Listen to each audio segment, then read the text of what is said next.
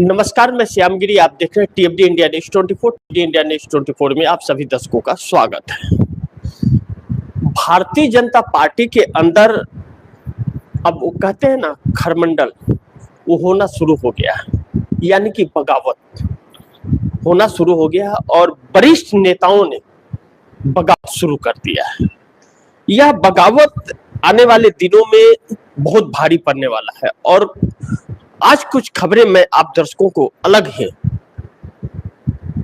बताने जा रहा हूं जो चौंकेंगे आप दर्शक। क्योंकि कहा जाता था कभी कि भाजपा को भाजपा ही हरा सकती है, और पहले भी और अब भी। लेकिन अब की जो भाजपा है, इस भाजपा को हराना इतना आसान नहीं है। क्योंकि आप दर्शकों को पता है कि चुनाव आयोग, प्रशासन, ब्यूरोक्रेसी, न्यायपालिका जैसी हस्तियां इस सरकार के साथ खड़ी है, एक पैर पर। सरकार के इशारे पर चलती है और सरकार ने इशारा नहीं किया तो वह खुद राहें तैयार कर देती है, जिससे इस देश के लोकतंत्र को समाप्त तो कर ही रही है। वह बाबा साहब भीमराव अंबेडकर का संविधान जो इस देश के हर एक नागरिक को उसकी आजादी का हक देता है, उसे भी समाप्त कर रही है। नरेंद्र मोदी ने 2014 में सत्ता संभालने के बाद में सिर्फ उन्होंने लोकतंत्र और संविधान पर ही आघात नहीं पहुंचाया, उन्होंने भाजपा को भी खत्म किया और आरएसएस को भी। और मुख्य चीज यह है कि इस वक्त नरेंद्र मोदी का जो प्लान है, बहुत बड़ा प्लान चल रहा है, जो अपने आप को सिक्योर करना। क्योंकि मोदी जानते हैं कि जो कारनामे उन्होंने किए हैं, चाहे 12 साल मुख्यमंत्री रहे हो, चाहे 12 साल प्रधानमंत्री, उन्होंने जो कारनामे किए हैं उसके लिए उन्हें आखिरी सांस तक जेल के अंदर रहना पड़ेगा। इसलिए इस वक्त बहुत बड़ी प्लानिंग यह चल रही है, जैसा चर्चाओं में है उसके हिसाब से बता रहा हूं, कि मोदी अमित शाह को प्रधानमंत्री बना करके खुद राष्ट्रपति की कुर्सी पर बैठना चाहते हैं। एक ऐसा संवैधानिक पद जिस पर कोई आंच ना आए उनके लिए। अब यह कितना कारगर साबित होगा, कितना सफल होगा, यह तो वक्त बताएगा। लेकिन भारतीय जनता पार्टी के वरिष्ठ नेता अगर बगावत करना शुरू कर दें तो ऐसे में इंडिया गठबंधन को समर्थन मिल रहा है, यह बात कहने में कोई हर्ज नहीं होगा। अब इंडिया गठबंधन को भारतीय जनता पार्टी का बहुत सा इंफॉर्मेशन भाजपा के ही लोग भी दे देते हैं। राहुल गांधी ने भी कई बार यह बात कही है और यह प्रतीक भी हो रहा है बयानों से। अब भारतीय जनता पार्टी के वरिष्ठ नेताओं में एक शिक्षित नेता, पढ़े लिखे नेता, लेकिन मोदी जी से थोड़ा कम पढ़े लिखे, चूंकि वह कॉलेज यूनिवर्सिटियों में पढ़े हुए हैं। और मोदी जी के लिए तो स्पेशल ब्रह्मा जी ने आदेश दिया था विश्वकर्मा को यूनिवर्सिटी बनाने के लिए, और ब्रह्मा जी ने स्पेशल प्रोफेसर नियुक्त किए थे, टीचर नियुक्त किए थे मोदी के लिए, इसीलिए तो ऊपर से टपकाए थे। मैं नहीं कह रहा हूं, मोदी जी खुद कहते हैं कि ऊपर से टपके हैं और बाकी सब जमीन फाड़ के निकले हैं। तो फिर ऐसे में मुरली मनोहर जोशी से जब पत्रकारों ने पूछा अब तो भारत विश्व गुरु बन गया है, तो मुरली मनोहर जोशी का था कि भारत विश्व गुरु पहले था, अब नहीं, 14 के पहले भारत विश्व गुरु था। यह बात अच्छी लगी क्या भाजपाइयों को? भाजपाइयों को अच्छी लग रही है, उन भाजपाइयों को अच्छा नहीं लग रहा है जो मोदी के इर्द गिर्द है। लेकिन अब यहां पर एक चीज बड़ी महत्वपूर्ण निकल करके आ रही है कि आरएसएस लाख कोशिशों के बावजूद 17 सितंबर 2025 को 75 साल पूरा होने के बाद नरेंद्र मोदी को कुर्सी से नहीं हटा पाया, बल्कि आरएसएस ही खत्म होने के कगार पर और निष्क्रिय और बदनाम होने के कगार पर आकर के खड़ा हो गया। इसका मतलब यह नहीं कि भागीदारी आरएसएस की नहीं है, सरकार में पूरी भागीदारी आरएसएस की है और जगह जगह आरएसएस को इस्तेमाल किया जाता है नरेंद्र मोदी द्वारा। लेकिन आरएसएस की जड़ें काटी जा रही है, जो सक्रिय लोग थे उन्हें कायर बनाया जा रहा है, सिर्फ नाम के आरएसएस के रह गए, बाकी सब लफंगों में आ रहे हैं। यह शब्द थोड़ा कड़वा है, अच्छा नहीं लगेगा, लेकिन नरेंद्र मोदी ने जो कर दिया है उसका इस्तेमाल जिस तरह से करते हैं वह अब आरएसएस को यह लग गया कि आरएसएस खत्म होने वाला है। ऐसे में मोहन भागवत को भी यह लग रहा है, पहले भी लग रहा था, लेकिन मोहन भागवत कुछ कर नहीं पा रहे थे। लेकिन जब इंसान कोई कमजोर हो जाता है उस वक्त उसके तानाशाहियों पर लगाम लगाना जरा आसान हो जाता है। तो अब भारतीय जनता पार्टी के लिए, नरेंद्र मोदी के लिए यह काम करना आरएसएस ने शुरू कर दिया।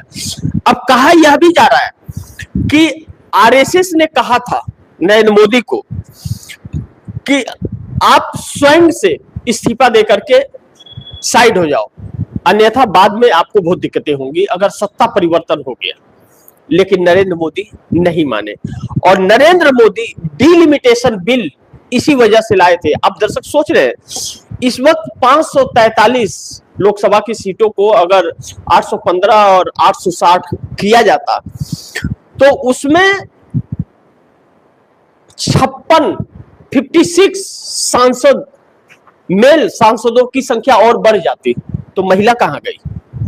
यानी कि नए कोटे से महिला को दिया जाता और यह 543 और इसमें 56 और बढ़ जाता, यानी कि 600 तक, 600 के आसपास, 600 के पार ऐसे मेल का संख्या बढ़ जाती लोकसभा के अंदर और महिलाएं उसके बाद होती।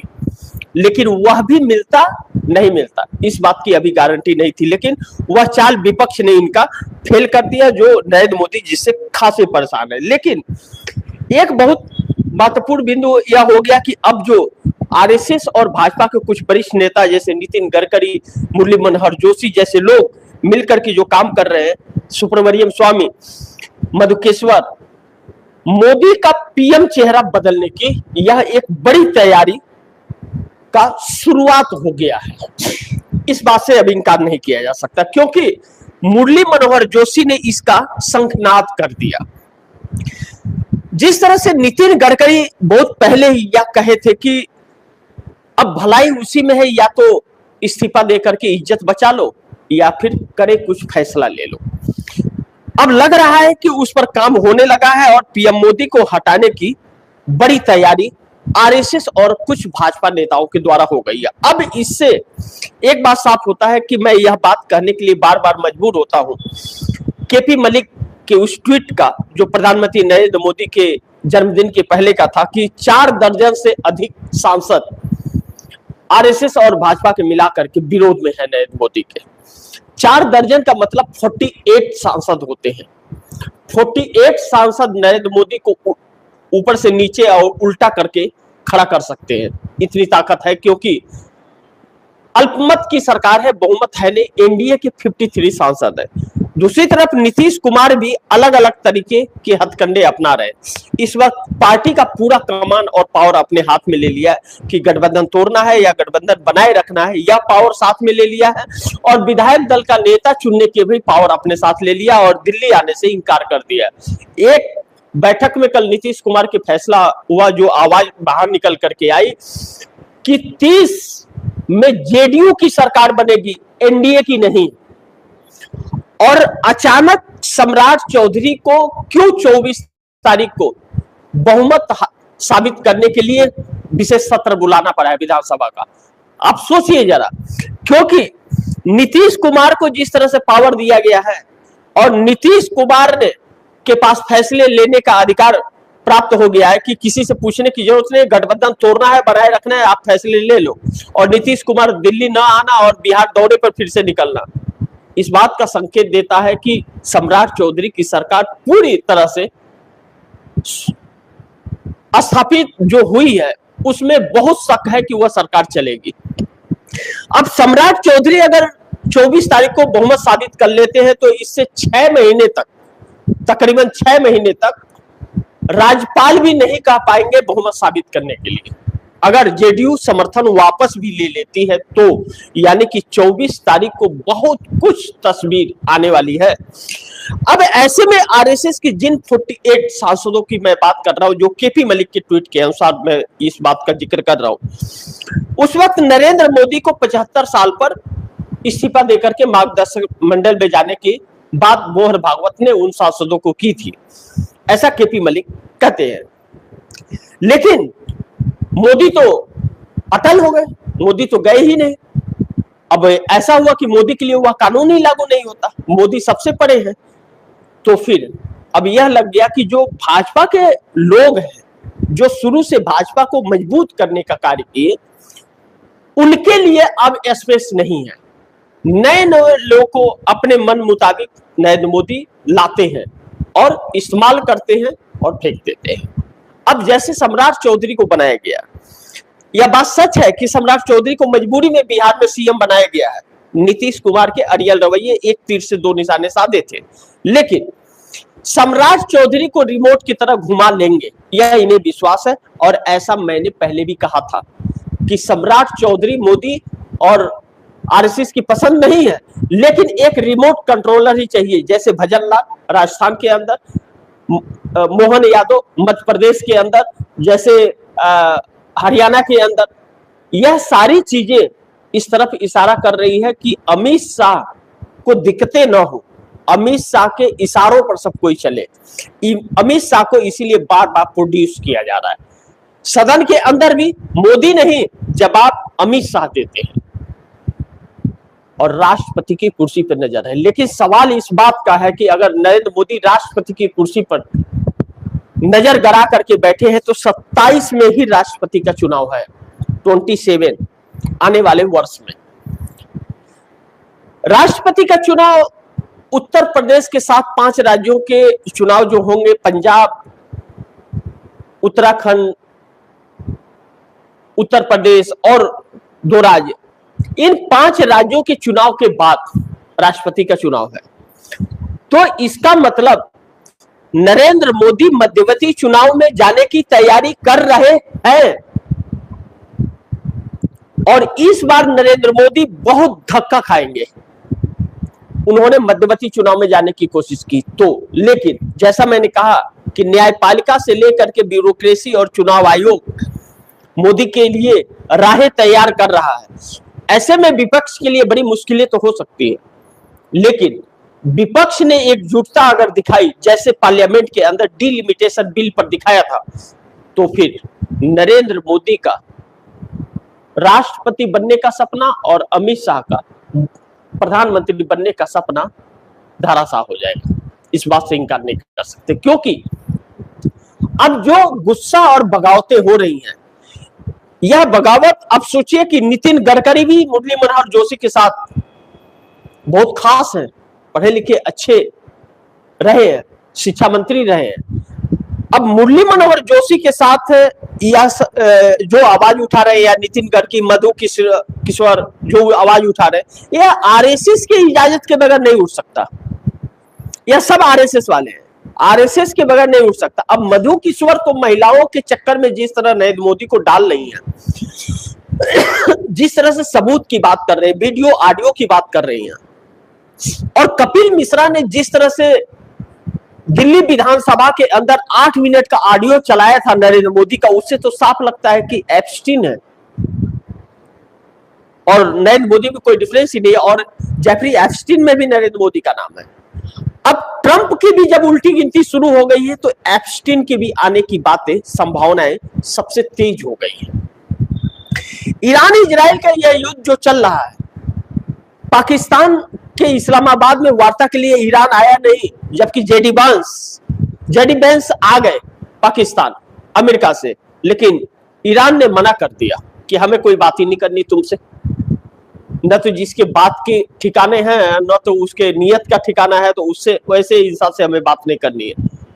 नरेंद्र मोदी इस बात की भगवान से दुआ कर रहे थे कि इस्लामाबाद में वार्ता सफल हो जाए, वार्ता सफल हो जाए कि रास्ते खुल जाए ताकि इनकी कलाई न खोले, लेकिन उस पर भी पानी फिर गया। कहते हैं विनाश काले विपरीत बुद्धि, जब वक्त पाप का घड़ा भर जाता है तो वह फूटता है। अब नरेंद्र मोदी के 12 साल नहीं, आप 24 साल का करियर कहिए, 12 साल मुख्यमंत्री और 12 साल प्रधानमंत्री, 24 साल का भंडा फूट रहा है। यही है गुजरात मर्डर। जो आप बेरोजगार हो रहे हैं, जो भूखे मर रहे हैं, महिलाओं को भेड़िए की तरह नोच रहे हैं या नेता, और अलग अलग प्रपंच रच रहे हैं। महिलाओं को भेड़िए की तरह नोचने वाले नेता महिला आरक्षण की बात करते हैं और लोगों के रोजगार को छीनने वाले 2 करोड़ युवाओं को रोजगार देने की बात कर रहे हैं। काला धन लाने की वही बात करते हैं जो काला धन इकट्ठा कर रहे हैं, और जब देश की जनता इनके खिलाफ होती है तो SIR जैसे हथियार लाते हैं और करोड़ लोगों के नाम काट देते हैं। यही है इनका असली चरित्र। जो देशभक्ति की बात करते हैं, धर्म की बात करते हैं, हिंदुत्व की बात करते हैं, वही हिंदुओं के धर्म गुरु को अपमानित करते हैं। जो देशभक्ति की बात करते हैं वही देश को लुटा रहे हैं। यह इनका चरित्र है। ऐसे में ऐसे व्यक्ति के हाथ में यह देश है। इस देश को जरा, इस देश के लोगों को मनोकामनाएं थोड़ी ज्यादा हो गई थी, इच्छाएं ज्यादा हो गई थी, ज्यादा अच्छे दिन की जरूरत थी उन्हें, और भी ज्यादा रोजगार की जरूरत थी। जो रोजगार मिल रहा था वह कम लग रहा था उन्हें। इस देश के प्रथम प्रधानमंत्री पंडित जवाहरलाल नेहरू 1947 में आजादी के बाद अगर वह मंदिर और पत्थरों में भगवान को ढूंढ रहे होते तो आज आप कूड़े की ढेर में रोटी ढूंढ रहे होते। 12 सालों में नरेंद्र मोदी ने कोई आविष्कार नहीं किया है, बल्कि जो आविष्कार हो रहे थे उसको तहस नहस कर दिया है। नरेंद्र मोदी ने कोई संस्था नहीं बनाई जिससे आपके बच्चे को रोजगार मिल सके, किसी महिला को प्रोत्साहन नहीं दिया। मधु किशोर जिस तरह से पोल खोलती है इस सरकार की कि भारतीय जनता पार्टी में ऊपर जाने तक महिलाओं को क्या क्या कंप्रोमाइज करना पड़ता है, उससे आप समझ सकते हैं कि महिलाओं के कितने हितैषी हैं। यार, एक गंदा व्यक्ति, एक गंदी मछली पूरे तालाब को गंदा कर देती है। 2 व्यक्तियों ने पूरे देश को तबाह कर दिया है और पूरी संस्थाओं को अपने कब्जे में कर लिया है। यह बहुत घातक है। आने वाले वक्त में आपके लिए नहीं, आप तो जो भोग रहे हैं, आने वाली कई पीढ़ियां इनके किए कर्मों की सजा भुगतेगी। यह सच है। अब ऐसे PM के चेहरे को बदलने की तैयारी बड़ी हो रही है, शुरुआत हो गई है, और इंडिया को भी मिल रहा है भाजपाइयों का समर्थन और पूरा भेद। कहते हैं कि घर का भेदिया लंका ढाहे। अगर विभीषण को नहीं निकाला होता रावण, और विभीषण अगर राम के पास नहीं गए होते तो फिर रावण को मार पाना आसान नहीं था। लेकिन रावण मरा ना, नाभि में प्राण होने के बावजूद मारा गया ना। तो वैसे ही अंत तो हर किसी का आता है। सवाल यह है कि कब आता है और कैसे आता है। आता तो जरूर है, बस थोड़ा इंतजार कीजिए। बहुत कुछ तस्वीरें आप दर्शकों के सामने बहुत जल्द आने वाली है। इतना ही कहूंगा कि बहुत जल्द आने वाली है। वक्त पूरा हो गया है, घड़ा फूटने वाला है, तो थोड़ा इंतजार कीजिए। बाकी सब तस्वीरें आपके सामने ही होंगी। इसी के साथ इजाजत चाहूंगा, अगली खबर के साथ फिर हाजिर होऊंगा। लेकिन आप दर्शकों से गुजारिश और निवेदन है, इस खबर को ज्यादा से ज्यादा शेयर कीजिए, अपने दोस्तों को भी कहिए आगे शेयर करें। और आपने TFD इंडिया डिश 24 को सब्सक्राइब नहीं किया, सब्सक्राइब कर लीजिए, अपने दोस्तों को भी कहिएगा सब्सक्राइब करें। मिलते हैं अगली खबर के साथ, तब तक के लिए नमस्कार।